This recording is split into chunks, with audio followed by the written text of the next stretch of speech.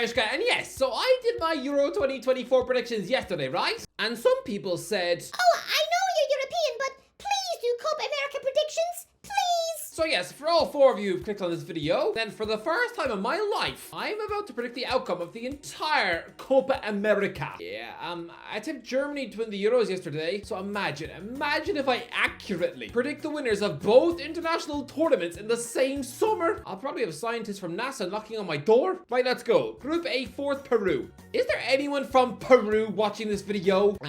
Do they even get internet in Peru? Peru is most likely a peculiar place. Would not be shocked to find out that there's a large chunk of obsessed football nuts walking around in blithe Spartan shirts to show support for their king, Nobby Solano. I mean, it wasn't so long ago that this former Newcastle winger Solano was actually assistant coach for Peru at the 2018 World Cup. Now he's what? Having to scrape dog poo off the penalty spot before his team's games. But listen, this video is not a sob story for Solano's failed managerial career. No.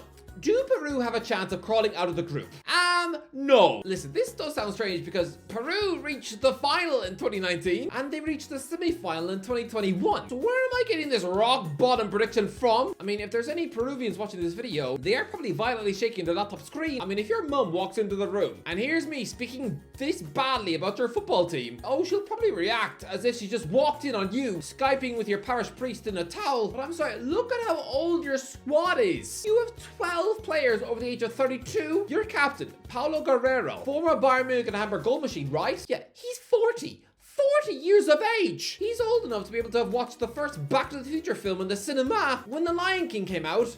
He was 10. He began his football career in 1992. Sorry, but looking at this squad, it's a bit like peering through the window of a nursing home. Sorry, but 0 points and out. 3rd, Chile. Look. Peak Chile was an amazing team, winning the Copa America in 2015 and 2016, beating Argentina on penalties in both finals. After identical 0-0 draws, no other team in football history has had such a detrimental impact on Lionel Messi. Honestly, this nation can take great pride in the fact that they got under the GOAT's skin so much, even more than when Thogden begged him for a selfie. But no, lads, even now, I mean, if you were to offer Messi a cheesy chili pizza, he's probably gonna have a seizure on the floor. This Chile team is washed. Is it really a good sign when 4 out of the current squad have a combined 555 international caps? Nope. It would indicate that they're all about as old as a family of vampires. They probably used to chill with Tutankhamun. I mean, Claudio Bravo is 41. I mean, if he was born in Sunderland, he'd have 6 toothless grandkids by now and a wife who looks suspiciously like his mum. You know what? Fair play to Alexis Sanchez. This guy has nearly 170 international caps and could realistically wind up being one of the 10 most capped footballers of all time. Not bad for someone who's been dramatically finished for the last 6.5 years. Sorry, Chile, but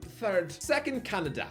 Lads, am I the only one who thinks that it is weird to see Canada at the Copa America? When I think of this tournament, I immediately think of the Brazilian samba flair, or the robust, snarling attitudes of Colombia and Uruguay, and the Messi magic. And I don't think of Justin Bieber's hometown. The fact that they are suddenly at this competition for the first time in their history, I'm not gonna lie, it looks weird. It looks like if I saw Lindsay Lohan getting married to a Pikachu toy at the bottom of my mum's garden. Oh, you better believe I'd have some questions. So me, speaking of raw, unproven Canada, to finish above a multiple Copa America champion like Chile, it sounds stupid. I mean, Chile have all the experience in the world. Canada are like that fresh-faced, naive 12-year-old who wants to crawl into the monkey cage at the zoo, yet they're gonna use your head as a tennis ball. But as the reason I am backing Canada is because they have struck gold, somehow convincing Jesse March to take this gig. Oh wow! I mean, Canada's last manager was a part-time lecturer at Northumbria University. He coached the New Zealand women's team and was briefly keeping Phil Neville around as a pet. I mean, he's probably like Frankenstein's goblin servant. But now, out of nowhere, they have a former Premier League manager who has coached in the Champions League. I don't care that his tactics were chewed apart like wet banana fudge in the Prem. He is still a quality coach, and he now gets to work with a future Galactico like Alphonso Davies as his left wing back. I mean, he certainly wouldn't have been working with anything close to that sort of talent if he'd taken that Southampton gig a year ago. I know their star striker Child Larin has proven to be just a one-season wonder in Europe. 23 goals in a season for Besiktas 3 years ago, sure, but now he's just some uninspiring egg McMuffin in a Real Mallorca shirt. But who cares? Because he's still got Jonathan David, who has smashed in 84 goals in 183 games for Lille. How has he not been signed by a Premier League club yet? I know this is a huge call, me tipping him to finish 2nd. I mean, They still have Junior Hoylett in the squad. I wrote this former Blackburn wonder kid off about 11 years ago. Now he's playing for Aberdeen. But just wait for some March madness. First, Argentina. Well, obviously, 9 points and through. Look, if Argentina don't win this group, then I will stuff 2 Argentina shirts in my mouth. Group B, 4th Venezuela. Look, I don't want to completely disrespect Venezuela and write them off as being some awful, rotten egg yolk of a team. No, this is a side that only lost 2 of the last 18 games. They even took a point off Brazil in World Cup qualifying in October. So this is a team which does have some bite in them. But come on, the squad is still weak. Their captain, Thomas Rincon, former Juventus midfielder, yes, but he's nearly 37, and they're still relying on goals from Solomon Rondon. Yeah, he's been finished ever since he left Newcastle 5 years ago. Remember how anonymous he was in Everton's books? Just initially signed to be some comfort teddy bear for Rafa Benitez. Rondon is scoring goals in Mexico, to be fair. 21 goals in 28 games for Pachuca this season. But all that tells me is that the Mexican League must be weaker than McLovin at the gym, because I promise you, I mean, chuck Rondon into the Ipswich team for next season, and he would look brutally poor. Sorry, Venezuela, but last. Third, Mexico. This looks nutty, right? Me tipping Mexico to not even make it out of the group? Well, yeah. What's the problem? I know they are a colossal name in South American football, and are probably everybody's favorites to win this group, but no. Most of their squad plays in the Mexican League, which I think we've established now is a vomit-worthy standard if a donut addict like Rondon is challenging for the golden boot. Yes, Santiago Jimenez is a final goal machine, but I mean, chuck him into a Mexico shirt, and he suddenly looks incredibly nervous in front of goal. He must feel like wearing the Mexico shirt is heavier than giving the baby reindeer stalker a picky back. It's a poor Mexico team. Sorry, third. Second, Ecuador. It's kind of mental. Ecuador are one of only 2 teams in this tournament who have a £100 million plus player in their squad. I mean, I assume Brazil haven't given Philip Coutinho a ring, but yeah, Chelsea are responsible for creating these £100 million monsters in the Copa America. I mean, poor Moise Caicedo having to carry that price tag for the rest of his life when he's a £50 million DM at best. But listen, I somewhat like this Ecuador team. They've got some real talent in their spine, like Bayer Leverkusen's young versatile centre half Piero Hincapié. So yes, Caicedo will boss this group. Ecuador in second. First, Jamaica. Am I insane? I know that's what you're all asking right now, because Jamaica, a team who finished bottom of the group on their only 2 Copa America appearances. I'm now tipping them for first. Well, yes, because lads, it's suddenly cool to be a Jamaican footballer. More and more players are declaring for this nation. This is an FA which has become really good at persuading English ballers to come back to their roots. I mean, they've already got the likes of Michael Antonio, Amari Hutchinson, Damari Gray, and even Andy Cole's son on board. Imagine some Jamaica fan back in 2010. Imagine being told that when he was outshining Paul Pogba in the Manchester United youth team. Imagine being told that this in-demand wonder kid, Ravel Morrison, would one day be playing for the Reggae Boys. Sorry, but they'd be choking on excitement. You might as well have told them all that they were going to have a picnic with Bob Marley Zombie. I think Jamaica are exciting. I mean, yeah, Leon Bailey mysteriously retiring from international duty is weird. Don't forget, this is someone who was once the anti-Raheem Sterling. Remember back in 2018 when the English media were trying to shoehorn this Leverkusen winger into the England squad? He declared for Jamaica instead, which, let's be real, he would be in Gareth Southgate's plans right now. So to just throw his loyalty in the bin, it is weird. But lads, I think Hutchinson is going to have a mega tournament. After ripping it up for Ipswich Town in the championship, I think he's going to be a breakout star. He'll be electric, and so yeah, we'll quit Chelsea in July for someone like Juventus for 30 million quid. I mean, he's already got a Champions League side like Stuttgart after him. Honestly, lads, I think Jamaica are going to do a madness. Group C, 4th Bolivia. Sorry, Bolivia, but no chance. Third, Panama. I'll be honest, I know so little about Panama. I mean, whenever I hear the name said out loud, all I can think of is Prison Break Season 3, but I don't know.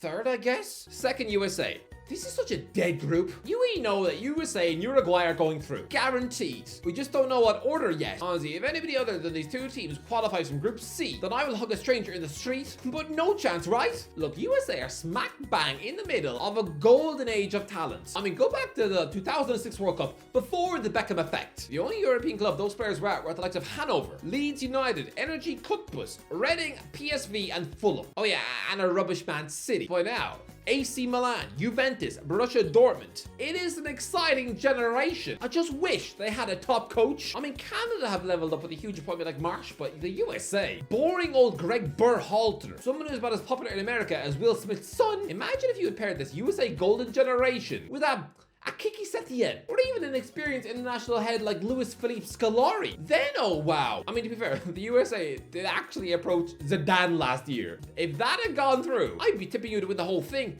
Zidane as USA boss. That would be juicier than a microwave squirrel. So now with boring old Berhalter, just an average showing, and second, meh. First, Uruguay. This Uruguay team is about to cook. I'm sorry, but having a tasty, ingenious super coach like Marcelo Bielsa at the wheel, give him a bunch of attacking flair like Darwin Nunez, Facundo Pellistri, Federico Valverde, and midfield steel like Rodrigo Bentancur and Manuel Ugarte. This is going to be a brilliant team this summer, and they will absolutely breeze this group. No team is going to score more goals than Uruguay in the group stage, and to prove it, if Uruguay are not in the top 3 goal-scoring teams of the entire group stage, then I will eat a hamburger that's been dipped in a rotten, gone-off milk. Group D, fourth Costa Rica. Costa Rica are done. I know it's sad. This is a team who topped the World Cup group of death 10 years ago, and now I'm tipping them to finish rock bottom of a Copa America group. Well, yeah, because nowadays their team is rubbish. I mean, look at all those defeats. What happened to the brave, swashbuckling, attacking side, which ate Uruguay and Italy on toast at the World Cup? A team that were a penalty shootout away from reaching a World Cup semi-final. Now they're having to scramble their ways to chaotic, unorganized 6-4 wins over Martinique. I don't even know what a Martinique is. It sounds like a type of Pokemon. Sorry, Costa, but bottom on no points. Third, Paraguay. Paraguay used to be a quality, dangerous team when I was growing up. When they had Rocky Santa Cruz up front, then oh yes, they were one of the best American teams in the world. I mean, they topped the World Cup group in 2010. The same group of reigning world champions Italy finished below an island populated by hobbits and sheep, where, I mean, 90% of the male populace probably think about rugby more than their wives. Paraguay are rubbish now, and you know what? When I see the likes of Junior Hoylett, Joel Campbell, and Paulo Guerrero still being desperately clung onto by their nations in this tournament, I'm almost half expecting to find that Santa Cruz is still in the Paraguay squad. I mean, he's only 1 year older than Claudio Bravo, and he's still not retired at 41. Sorry, but no, Paraguay. Third. Second, Colombia. Right now, Colombia are quality. 10 years ago, both they and Chile were the 2 surprise packages of the 2014 World Cup. One has since become a dried pancake of a football team. Stuff the players so old, they probably have photos of their grandchildren in their wallets. But the other is still absolutely brilliant. They haven't lost any of the last 21 games. A run which included wins over Germany, Brazil, and Spain. They are massive contenders for this prize, something they have not won since 2001. It seems mental that James Rodriguez is still not yet at 100 caps. It feels like he's been around forever, but he's only 32 and playing in Brazil with Sao Paulo after being very meh at Olympiacos, Al Rayyan, and Everton. Is it fair to call this man's career a massive disappointment after what happened in that World Cup? Honestly, don't get it twisted. 10 years ago, this kid had almost the same level of hype as Bellingham has now. I mean, trust me, if James was born in Birmingham, Sky Sports would have been calling him the next Pele. I don't want to be mean, but if you told Jude that he would go on to have the same career as James, he'd probably throw himself into an active volcano. I think Colombia are gonna push Brazil close in this group, but yeah, narrowly finished second. First, Brazil. Lads, wouldn't it be nice if Brazil had a world-class manager? I mean, they've been sniffing around Ancelotti for years. Instead, they've got a Brazil domestic league journeyman, Darwin Junior at the wheel. I mean, if he's junior, I'd love to see what senior looks like something out of Pirates of the Caribbean. I mean, this guy, he looks like somebody who's genuinely managed every single Brazilian club known to man. He squeezed 26 managerial jobs into just 22 years. He's been sacked more times than I've hugged my mum. I mean, to be fair, so is Gary O'Neill. Imagine this juicy star-studded Brazil dripping with quality. Imagine if they had a Bielsa at the wheel. Goodness gracious me. But instead, they've got someone who is so safe and boring. I'm about as excited for him as I am for the third Venom film. I mean, those movies are wet garbage. Since when did the evil Spider-Man crack jokes? Look, I am still excited to watch this Brazil team, and I think for 17-year-old Real Madrid star Endrick, this tournament's going to be what the 98 World Cup was for Michael Owen. He's going to be unleashed and become a worldwide sensation. Overnight, honestly, if people are not calling him the next Ronaldo by August the 1st, then I will jump in a public bin and pop up to scare people whilst dressed as Oscar the Grouch. You better hope that an article is not published over the next 2 months with someone calling him the next Ronaldo. You better hope. Quarterfinals, Argentina versus Ecuador. Okay, so we're into the quarters, and here we have Argentina versus Ecuador. A tight, gritty match, but Lionel Messi wonder goal. 1-0 win. Jamaica versus Canada. The battle of the 2 surprise packages. Look, I think this will be an entertaining match. A 2-2 draw featuring a Hutchinson wonder goal. It will force penalties. Incredibly tense, but Canada will go through after Mikel Antonio skies his penalty into the crowd, breaking some poor Caribbean granny's nose. Uruguay versus Colombia. Lads, this is a match which could arguably be the final. It wouldn't look out of place. Both teams are dangerous. I can see a 2-0 win. Darwin Nunez with both goals. Brazil 4, USA 0. Sorry, USA, but Brazil are going to eat you with a spoon. Semi-finals, Argentina versus Canada. Yeah, the Copa America semi-final. Argentina versus Canada. I'm going to back Jesse Marsh to produce an absolute historic Copa America masterclass. I think this is going to be an afternoon of utter frustration for Argentina. Just like when they lost to Saudi at the World Cup, I think Canada will produce an absolutely incredibly robust, heroic defensive display. They will drag this game to penalties, and then the unthinkable will happen. They will hold their nerves against completely under pressure Argentina, a side who are traumatized by Copa America penalty shootouts. And mark my words, Canada are reaching the final. Uruguay versus Brazil. Lads, I've already said that Brazil have an uninspiring, wet milk muffin of a coach in charge. Having this boring old fella coming up against Bielsa, it'll be game over. I mean, Bielsa is somebody who outthought Sir Alex Ferguson in European competition. What chance does Dorival have? I mean, Uruguay already beat Brazil back in October too. I'm sorry, but 2-0 Uruguay win. Nunez and Endrick with the goals. Just a horrible night for Brazilian football. The final, Canada versus Uruguay. Am I crazy? Everyone thinks that the Copa America final will be contested between Argentina and Brazil. The dream scenario, right? No.